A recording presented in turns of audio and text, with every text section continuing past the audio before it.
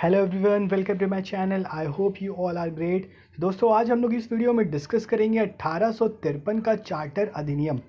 इससे पहले दोस्तों हम 1813 का और 1833 का चार्टर अधिनियम हम लोग डिस्कस कर चुके हैं। ठीक है, अगर आप वो चार्टर अधिनियम चार्टर एक्ट देखना चाहते हैं तो उन दोनों वीडियोस का लिंक आपको इस वीडियो के डिस्क्रिप्शन में मिल जाएगा। आप जाकर आप उन वीडियो को चेकआउट कर सकते हैं। ठीक है, तो इससे जैसा कि मैं बता चुका हूँ, जो चार्टर एक्ट यहाँ पर भारत में आता था, ये वहाँ के जो ब्रिटेन के राजा होते थे या रानी होती थी, उनके द्वारा पारित किया जाता था।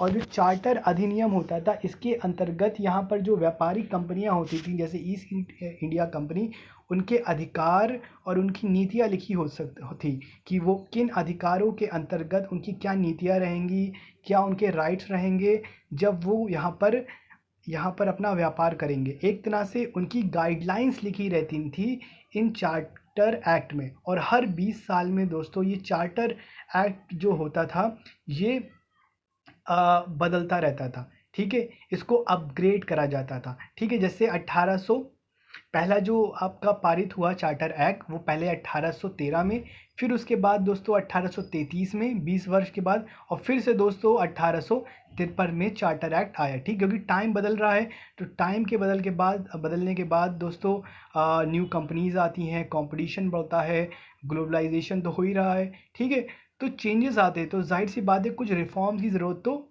है ही। ठीक है, तो इसी तरह से दोस्तों 1853 का भी चार्टर अधिनियम आया। इसमें भी कुछ कंपनीज की गाइडलाइंस थी, यानी व्यापारिक गाइडलाइंस थी, किस तरह से जो ईस्ट इंडिया कंपनी और अदर व्यापारिक कंपनियां होंगी वो यहाँ पर किस कानूनों के अंतर्गत उनके अंतर्गत अपने व्यापार का संचालन करेंगी। ठीक है, तो दोस्तों आज हम लोग पढ़ेंगे 1853 का चार्टर अधिनियम। 1853 का चार्टर एक्ट 1852 की चयन समिति की जांच रिपोर्ट के आधार पर तैयार किया गया था। यानी ये जो एक्ट का था, इसकी जो गाइडलाइंस थी वो 1852 में ही तैयार की गई थी। राजा राम मोहन रॉय की इंग्लैंड यात्रा और बॉम्बे एसोसिएशन व मद्रास नेटिव एसोसिएशन की याचिका का परिणाम 1853 ईस्वी का चार्टर एक्ट था। इस अधिनियम द्वारा भारतीय विधान परिषद में सबसे पहले क्षेत्रीय प्रतिनिधित्व के सिद्धांत को प्रतिपादित किया गया। गवर्नर जनरल की परिषद में मद्रास, बॉम्बे, बंगाल और आगरा की स्थानीय सरकारों द्वारा 6 नए विधान परिषद के सदस्य नियुक्त किए गए। 1853 ईस्वी के चार्टर अधिनियम ने कंपनी को क्राउन के प्रति निष्ठा बनाए रखते हुए, यानी जो इंग्लैंड का राजा होगा उसके प्रति उसकी निष्ठा होनी चाहिए, जो वो कहेगा यहाँ पर वैसा ही कंपनी को करना होगा।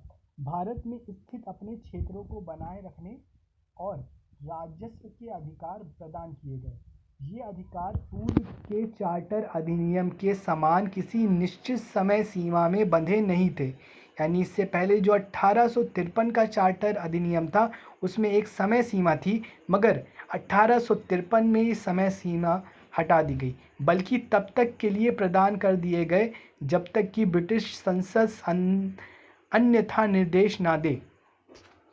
1853 ईस्वी का चार्टर एक्ट 1852 ईस्वी की सेलेक्ट कमेटी की जांच रिपोर्ट पर आधार पार किया जाता था। 1853 के चार्टर अधिनियम की विशेषताएं। अब कौन कौन से दोस्तों इसमें अधिनियम हुए, क्या रिफॉर्म्स हुए चार्टर अधिनियम 1853 में, वो हम देखेंगे।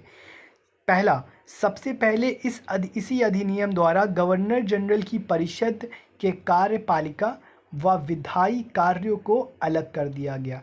यानी जो कार्यपालिका के कार्य थे और जो विधायी कार्य थे, पहले वो मर्ज थे, अब दोनों को सेपरेट कर दिया। तो पहला रिफॉर्म दोस्तों ये। सेकंड, इस अधिनियम में भारतीय सिविल सेवा के सदस्यों की नियुक्ति खुली प्रतिस्पर्धा द्वारा करने का प्रावधान भी शामिल था।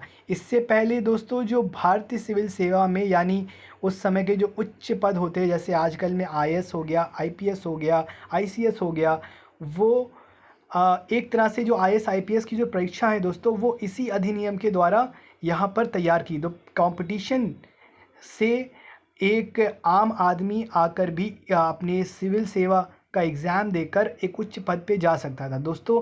तो एक तरह से IAS IPS की शुरुआत, एग्ज़ाम की जो शुरुआत थी दोस्तों, वो इसी 1853 के चार्टर एक्ट के द्वारा हुई। ठीक है, पहले क्या होता था, जो लॉर्ड गवर्नर जनरल या जो बड़े उच्च पद के जो अधिकारी होते थे वो इंग्लैंड से चुनकर आते थे, मगर अब उनको परीक्षा में बैठना होता था, वो परीक्षा पास करके वो उच्च पद पर आ सकते थे। ठीक है, तो मैकाले को समिति का अध्यक्ष बनाया गया, ये हुआ। तीसरा, इस अधिनियम द्वारा शासन की संसदीय प्रणाली जैसे कार्यपालिका व विधान परिषद के विचार को प्रस्तुत किया गया, जिसमें विधान परिषद ब्रिटिश संसदीय मॉडल के अनुसार कार्य करती थी। चौथा, गवर्नर जनरल की परिषद के चौथे सदस्य की स्थिति भी बाकी सदस्यों के समान हो गई, क्योंकि उसे भी मत देने का अधिकार प्रदान कर दिया गया। बाद में शामिल किए गए 6 सदस्यों को विधान परिषद के सदस्य कहा गया। इसलिए इस अधिनियम के लागू होने के बाद गवर्नर जनरल की सहायता 6 विधान परिषद के सदस्यों, 4 गवर्नर जनरल की परिषद के सदस्यों और 1 सेनापति द्वारा की जाती थी। पांचवा अधिनियम, इस अधिनियम द्वारा नियंत्रण बोर्ड के सदस्यों की संख्या 24 से घटाकर 18 कर दी गई, जिनमें 6 सदस्य निर्देशित होते थे। इस अधिनियम द्वारा भारतीय विधान परिषद में सबसे पहले क्षेत्रीय प्रतिनिधित्व के सिद्धांत को प्रतिपादित किया गया। गवर्नर जनरल की परिषद में मद्रास, बॉम्बे, बंगाल और आगरा की स्थानीय सरकारों द्वारा 6 नए विधान परिषद के सदस्य नियुक्त किए गए। इस अधिनियम द्वारा ईस्ट इंडिया कंपनी के शासन को अनिश्चित काल के लिए नवीनीकृत कर दिया गया। तो ये दोस्तों कुछ विशेषताएं थी, ये कुछ रिफॉर्म्स थे जो कि 1853 के चार्टर एक्ट में हुए। अब दोस्तों हम इसकी खामियां और खूबियां को डिस्कस करेंगे, यानी उसके महत्व को। क्या खामियां रहीं, क्या खूबियां रहीं, वो अब हम जानेंगे। 1853 के चार्टर अधिनियम का विशेष महत्व है क्योंकि इसके द्वारा निम्न कार्य किए गए। पहला, क्षेत्रीय प्रतिनिधित्व के सिद्धांत को लागू करने की बात की गई, यानी पहले क्षेत्रों का प्रतिनिधित्व नहीं होता था, राज्य का होता था, मगर इसमें क्षेत्रों को भी इंक्लूड करा गया। भारतीय सिविल सेवा में प्रतियोगिता परीक्षा द्वारा कराने का निर्णय लिया गया, जो कि बहुत बढ़िया स्टेप था और जो अभी तक प्रचलन में है। इस अधिनियम द्वारा कार्यपालिका और विधायी कार्यों को अलग किया गया। इसके द्वारा नियंत्रण बोर्ड के सदस्यों की संख्या घटाई गई, शासन को नवीनता प्रदान की गई। तो ये दोस्तों कुछ विशेषताएं थी चार्टर एक्ट 1853 की और इसके कुछ प्रावधान और इसके कुछ रिफॉर्म्स। ठीक है, तो आशा करता हूँ दोस्तों आपको ये वीडियो अच्छी लगी है। अगर आपको वीडियो अच्छी लगी तो इस वीडियो को लाइक करें, और आप और ऐसी इंफॉर्मेटिव वीडियो चाहते हैं तो हमारे चैनल को सब्सक्राइब करें। तब तक के लिए दोस्तों अपना ख्याल रखिए। Till then take care, good bye.